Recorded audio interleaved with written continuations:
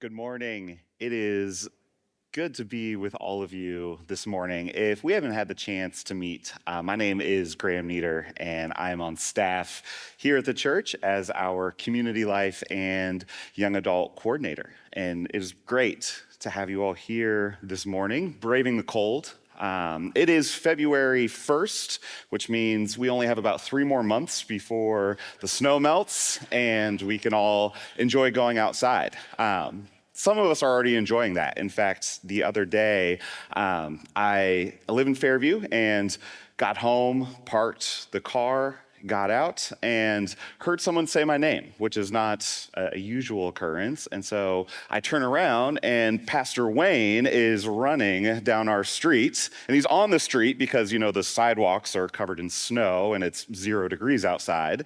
And so shout out to Wayne, who, even though he's from Houston, does not find 0-degree weather as a barrier to running, which sane people should find that as a barrier to running. And the other thing I observed, I live on a corner of on a corner house. And so he actually, as I'm watching him run by, turned and was running away from his house. So don't know how far Wayne went that day, but he would have been out there for a while.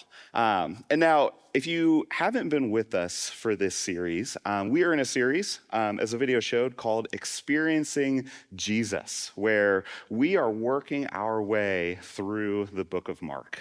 And whether you have been following Jesus for decades or you have no experience with Christianity, our goal is to encounter Jesus with fresh eyes, just as his disciples did 2,000 years ago, seeing Jesus in a way that should create a profound encounter that transforms us.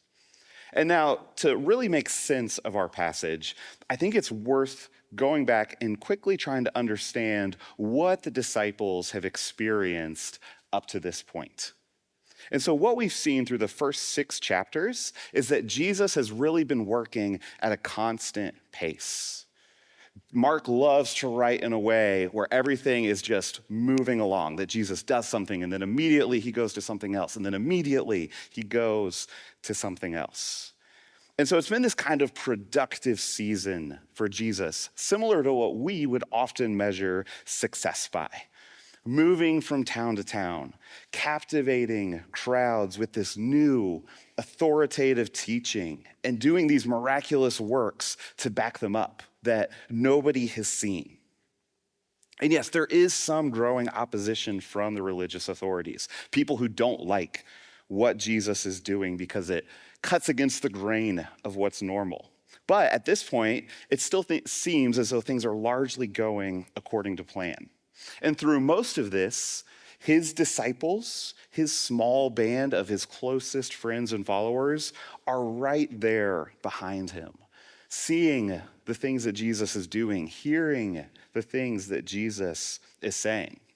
And when we look at chapter 6, what's just happened in this chapter that we spent a few weeks on, we see that the disciples have just finished this, really the first short-term missionary journey, where they split up into pairs and traveled to various towns, preaching about the kingdom of God and performing miracles under Jesus's authority. And then, returning from that mission, which probably took at least a few weeks, Jesus recognized that what the disciples needed was restorative time with him.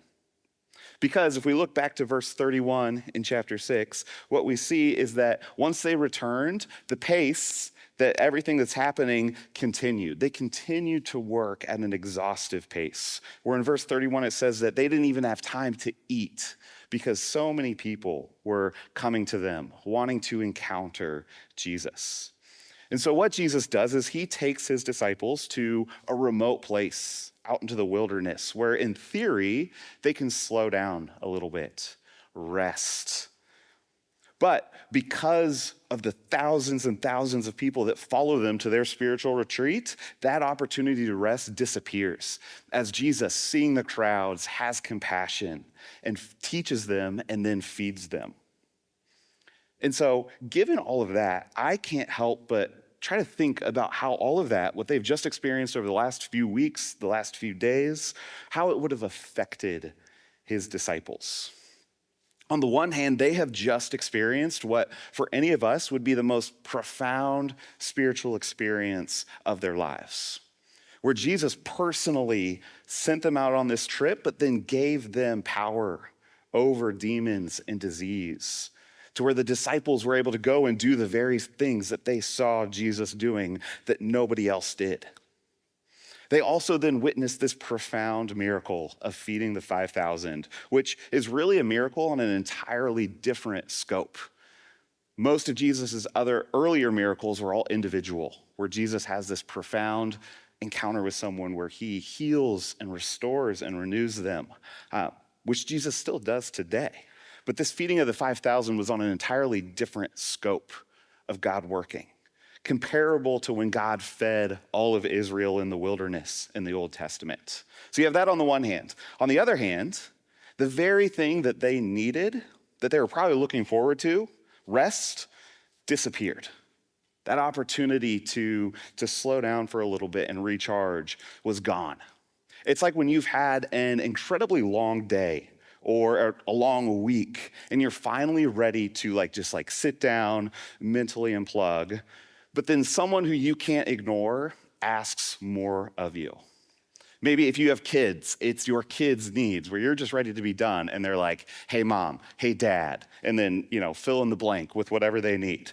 Or maybe it's a coworker or a family member calling that when you see their name pop up on the screen, as soon as you answer, whatever they're gonna say is gonna completely change how the next few hours look and kind of derail whatever you were planning for that evening.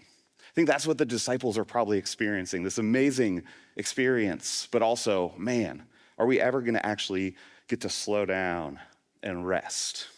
And again, most of what they have experienced is good and exciting.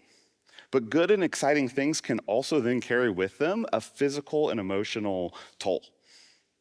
I know I've experienced that because I've had the privilege over the years to go on a few week-long mission trips with our church. Some with our student ministry and then some with one of our global mission partners. And those are amazing experiences. Getting to go somewhere very different than here. And getting to serve and getting to see God work in profound ways.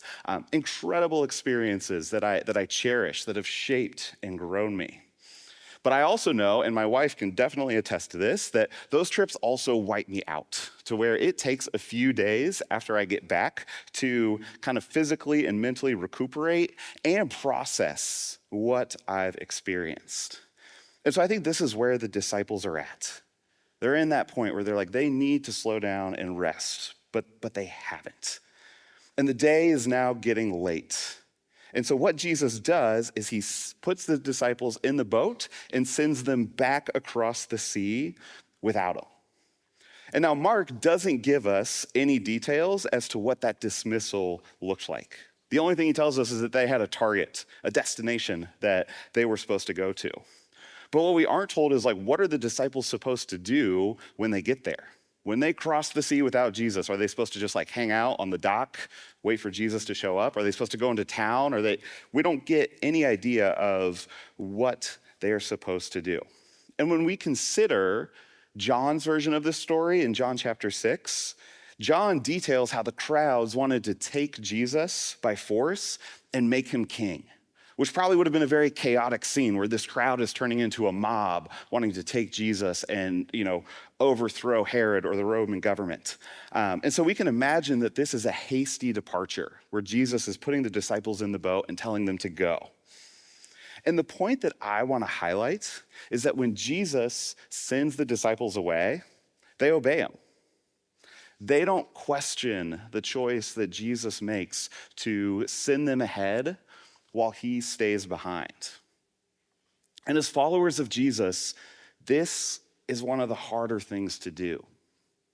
When we sense that God's Spirit is moving us towards a choice, towards a decision, but we don't have all of the pieces. We don't have a clear understanding of what we're supposed to do if we follow. And so that question comes up of, do we trust God enough to obey when we have an incomplete picture of what that obedience means? For me, one of the clearest instances of feeling God calling, a calling like this, was actually moving here to Cleveland. And so this would have been like 11, 12 years ago. I was still living in the Dayton area where I'd spent my whole life. But I had had for a couple of years this quiet but consistent desire to move somewhere new, to experience living somewhere different than where I grew up. But I can confidently say that Cleveland was not on the radar at all. Like not once on my own did I consider, oh, I should move somewhere new. I'm like looking at international mission organizations, not Cleveland. I had never been here. I didn't know anyone who lived in Cleveland. The nice girl that I was dating and eventually got engaged was even less interested in the prospect of moving to Cleveland. But at one point, when I was sharing that kind of desire to move and experience something different, my best friend in college, who happened to be from Bay Village, of all places, suggested at one point moving up here. And when he made that suggestion, it was like this seed was planted in my mind that no matter how much I wanted to, I could not get rid of this idea of moving to Cleveland, which again, I'd never been to, where I would be praying for different things, and God would just put this idea of moving to Cleveland in my mind. And I'm like, why?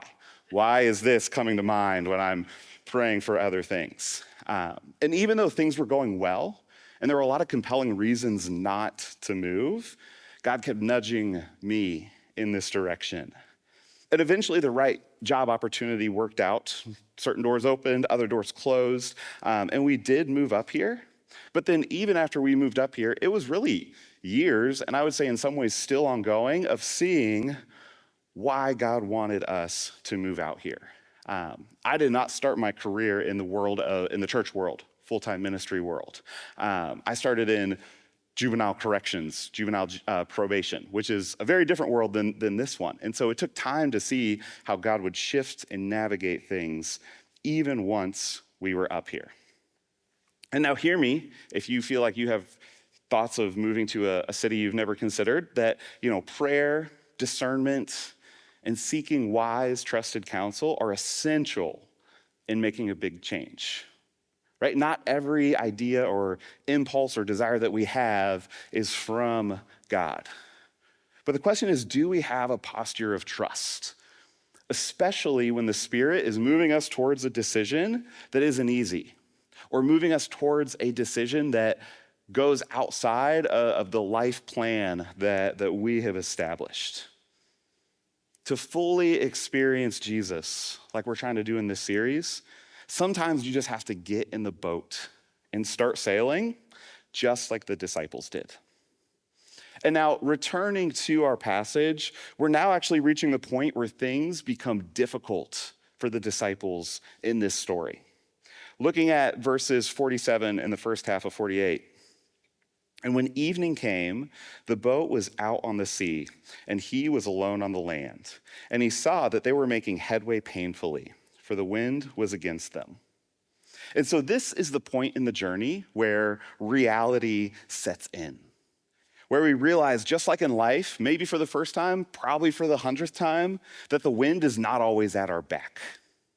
And now I've learned that I'm an overly optimistic person, especially when it comes to starting something new. Whenever I start something new, I always start with the assumption, like I rule out the possibility that things might not go super smoothly. I can think of ministries that I've started to join, projects that I've started, where all I picture is how it's going to be flourishing in 6 months. And then 2 years later, even with everyone doing everything they can, we're still trying to gain traction or get something completed, where we can work hard, we can follow the best practices, we can do what's worked in the past, but get no closer to our goal. And now what's also true for the disciples in this instance is that they are experiencing both a physical separation from Jesus, where he sent them, he stayed behind, and things being more difficult, but at the same time. And that's important to note because up to this point, they've only experienced those two things separately.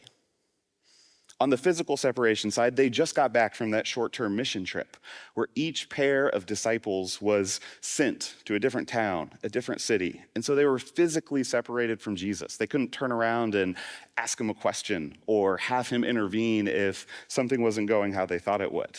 But things seemingly went well during that time. We don't get a ton of information from the text, but there's nothing to indicate that that journey that they went on went poorly.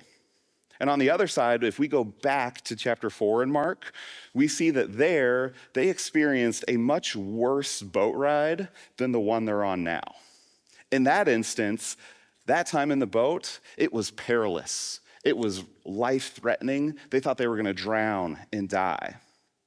But Jesus was right there in the boat with them. They just had to go wake him up and say, hey, Jesus, don't you care if we drown?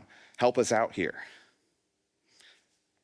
And in that story, when we think about in Mark 4, I think similarly, sometimes, definitely not always, in the worst circumstances, when things are, feel like they're life and death or they're the hardest, what I found is God's presence is sometimes easier to find in those moments.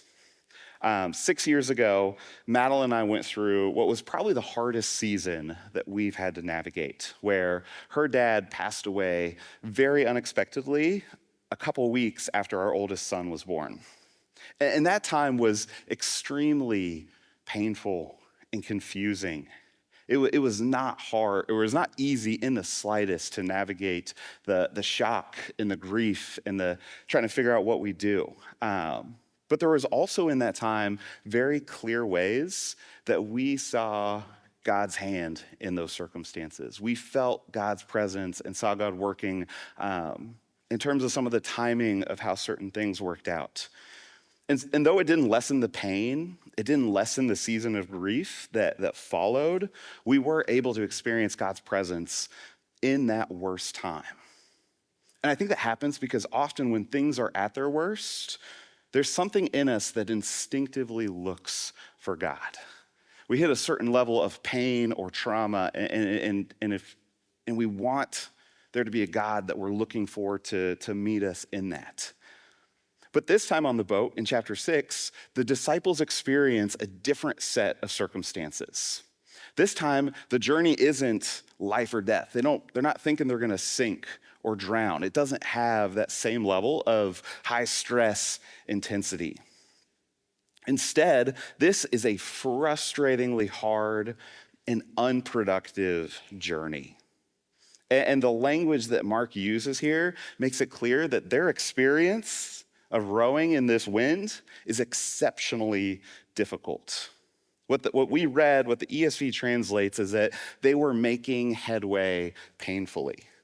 But that's actually a bit of a mild translation because what Mark actually wrote could really be translated as that they were agonizingly rowing.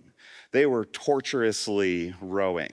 It is a harsh word to describe the difficulty of what they are doing.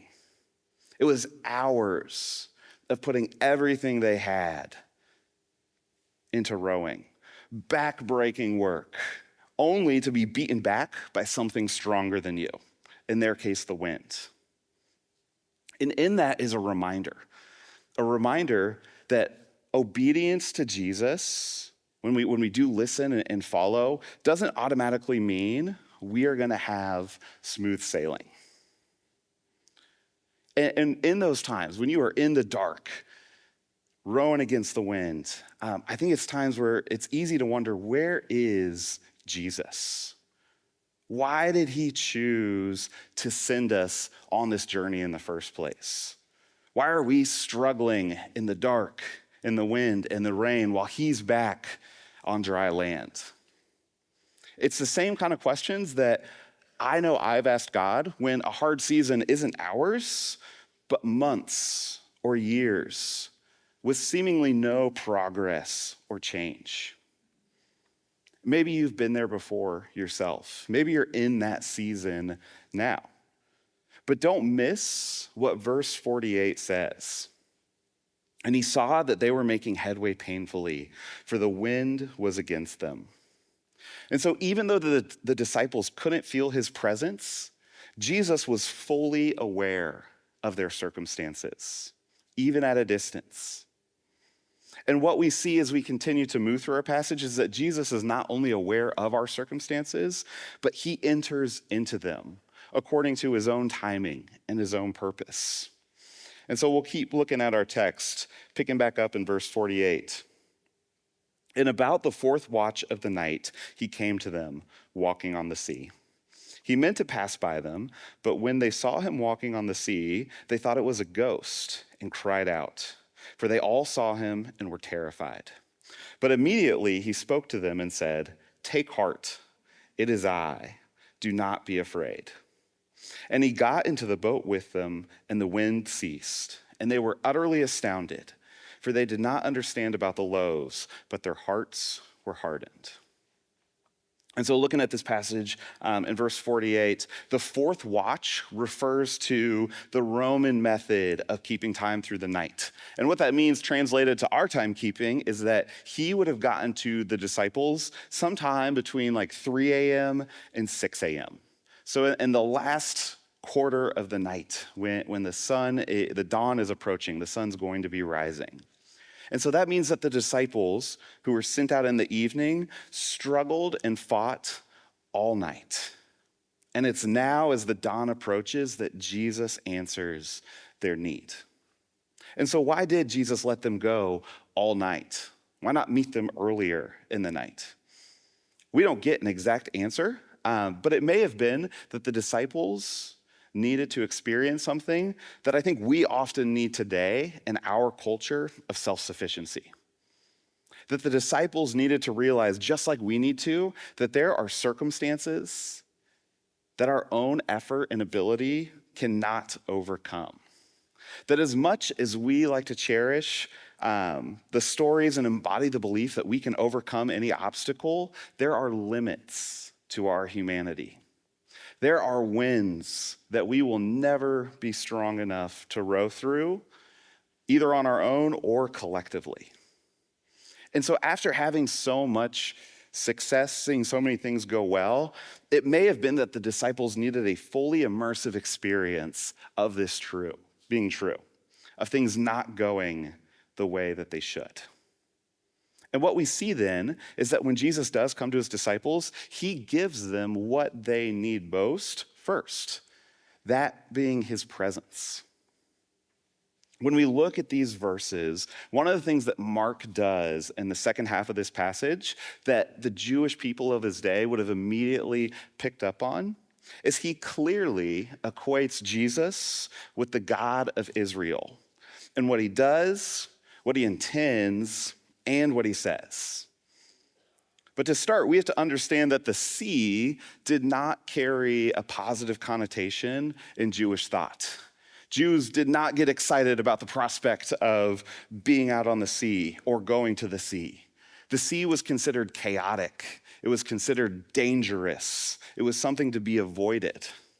But it's also, when we look at the Old Testament, viewed as one of the places where God demonstrates his sovereignty, his power over creation. We see that in various places, like in Exodus, where God parts the Red Sea, which was this barrier that was going to cause the death of the Jewish people, of the Israelites. God splits the sea to deliver Israel from the Egyptians.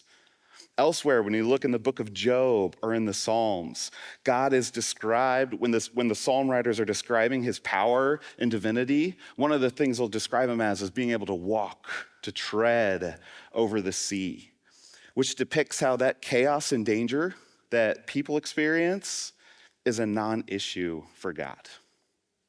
And now in Mark, we see that the same thing is true of Jesus. The sea, which was so impassable and dangerous with its winds and storms, offers no resistance to Jesus being with his disciples. And as Jesus walked to his disciples, our text also says that he meant to pass by them, which, when we first read that, can seem a little bit odd. Like, why would Jesus, if he was going to the disciples on the boat, why would he intend to pass by them? Was it that he was tired of sitting on a boat all the time and wanted to just speed things up and walk to them? Maybe, probably not. Did he want to like beat them to the other side, like pass them and then, be waiting for them on the boat, being like, why did it take you so long to get here? I don't think so. I think instead, Jesus is revealing his presence and glory in the same way that God did with Moses.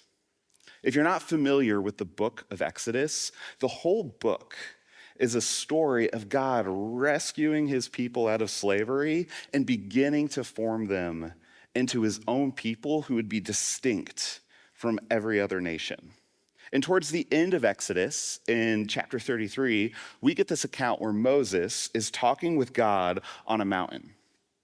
And in this conversation, Moses asks for two things: to see God's presence and to see God's glory.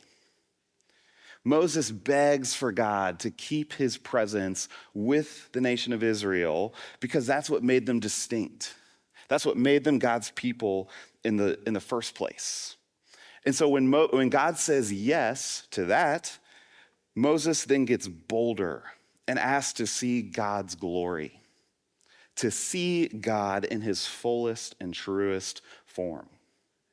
And what God says, and I'm heavily paraphrasing here, is he says, you can't see my face. You'll die if you see my face. But I will pass by you, and I'll proclaim my name as I do so. Moses couldn't see God directly, but he could see as God passed where God had been. And that's exactly what God does. He passes by Moses, and as he does, he says his name, Yahweh, which in English is often translated to I am. God is who he is. He is not changed by our circumstances or our sin or the things we don't do well or do well. God is. And so when Jesus means to pass by his disciples on the water, it's to reveal himself as God, the same way that God revealed himself to Moses, which, according to our text, terrifies the disciples who don't understand what's happening. They think they're seeing a ghost, and they just experience fear and confusion. But in that fear and confusion, Jesus tells them, take heart. It is I. Do not be afraid. And that middle part where Jesus says, it is I, that can also be translated as I am. The same thing God said to Moses. So do you see what Jesus is doing here? In the disciples' moment of struggle, when things are hard, when they aren't going how they should be, Jesus reveals himself almost exactly how God reveals himself to Moses. The great I am, the God of the universe, was present and active in their circumstances, even though the disciples didn't recognize him. But now the story diverges from Exodus. Because Moses got to see where God had been, Jesus gets in the boat with the disciples, which means they not only get to see the face of God in Jesus, but he joins them right where they're at, right in the midst of the wind and the hardship. And it's only then, after they've experienced God's presence, that the winds cease. And now I'm sure the disciples, given their own choice in the matter, would have wanted to reverse those. They would have wanted to say, hey, can you like calm the wind down, make this a little bit easier, and then come join us in the boat? That's what I would have chosen as well. But that's not what God does. Because as counterintuitive as it is, God is addressing their most pressing need first. Yes, their circumstances that night were far from ideal, but their need for Jesus to be present was greater regardless of any circumstances they might have been in. And so a question worth reflecting on is this. When things are hard, and not just like kind of hard, but like when things are really hard, is my first inclination to ask for a change in circumstances, or is it to look for God's presence in them? And now I don't know all of your stories. I can't know all of your stories, but I know enough of them to know that there is some difficult rowing going on. Chronic health issues, fractured relationships, grief, so many other things that we quietly struggle with for months and years. And so, what would it look like to look for God's presence in those circumstances, even when there's no immediate change on the horizon? That's where God meets us. God meets us in those hard circumstances, but we have to look for him. And like the disciples, we can miss it, even when God is present. The last sentence, too, I think we need to take seriously in this passage. And they were utterly astounded, for they did not understand about the loaves, but their hearts were hardened. As much as the disciples had experienced Jesus up to that point, they still didn't grasp that God in the flesh was in their midst, not just to save them from one set of circumstances, but to save from sin and death itself. And maybe you resonate with the disciples in that. Maybe you've been around Jesus, have had different experiences with him or with the church, but haven't experienced the fullness of who he is. And if that's you, we would love to hear more of your story, because experiencing who Jesus is will transform you in a way that nothing else can. With that, please join me in prayer. Lord, thank you that though we live in a broken world where circumstances are often hard, where answers aren't immediate, where we have deep loss and longings that we experience, God, thank you that you are a God who is present. You are more than capable of meeting us in our circumstances, and you do. And so, Lord, give us eyes to see and ears to hear where you are at and how you are calling us to love and know you. It's in your Son's name we pray. Amen.